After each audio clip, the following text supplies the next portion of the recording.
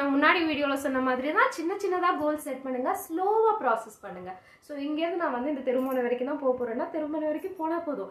அதை வந்து கண்டினியூஸாக ஒரு வாரம் ஃபுல்லாக ப்ராக்டிஸ் பண்ணுங்கள். அதுக்கப்புறமா நீங்கள் திருமணையிலேருந்து மெயின் ரோட்டுக்கு போகலாம். ஸோ எப்போவுமே ஸ்லோவாக கன்சிஸ்டண்ட்டாக ப்ராக்டிஸ் பண்ணுறதும் கிராஜுவலாக உங்கள் பயத்தை வந்து வெளில கொண்டு வரது ரொம்பவே எஃபெக்டிவாக இருக்கும்.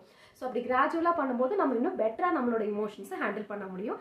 அண்ட் நீங்கள் வண்டி ஓட்டிகிட்டு போகும்போது உங்களுக்கு ஏதாவது நெகட்டிவ் தாட்ஸ் வருதா அப்படின்றதையும் அப்சர்வ் பண்ணுங்கள். அப்படி ஏதாவது நெகட்டிவ் தாட்ஸ் வருதுன்னா அதை ஹேண்டில் பண்ணுறதுக்கு என்ன பண்ணலாம் அப்படின்றதும் நம்ம யோசிக்கணும். ஸோ நெகட்டிவ் தாட்ஸ் வருதுன்னா என்னெல்லாம் தாட்ஸ் வருது, எதுக்காக வருது அப்படின்றத ஐடென்டிஃபை பண்ணி அதை வந்து ஒர்க் அவுட் பண்ணணும். ஸோ ஏதாவது ரிலாக்ஸேஷன் டெக்னிக்ஸ், ரொம்ப ஆங்ஸைட்டி, ரொம்ப ஃபியராக ஃபீல் பண்ணுறேன் அப்படின்னீங்கன்னா அதை வந்து எப்படி ரிலாக்ஸ் பண்ணுறது, எப்படி காமிங் டெக்னிக்ஸ் யூஸ் பண்ணுறது அப்படின்றதையும் வந்து ஒர்க் அவுட் பண்ணுங்கள். ஸோ இதெல்லாமே ஹெல்ப் பண்ணியும் உங்களால் இதெல்லாமே ஒர்க் அவுட் பண்ணி உங்களால் பண்ண முடியல அப்படின்ற பட்சத்தில் உங்கள் ஃபியர் ரொம்பவே எக்ஸ்ட்ரீமாக இருக்குன்னா ப்ரொஃபஷனல் ஹெல்ப்பை கண்டிப்பாக எடுத்துக்கோங்க.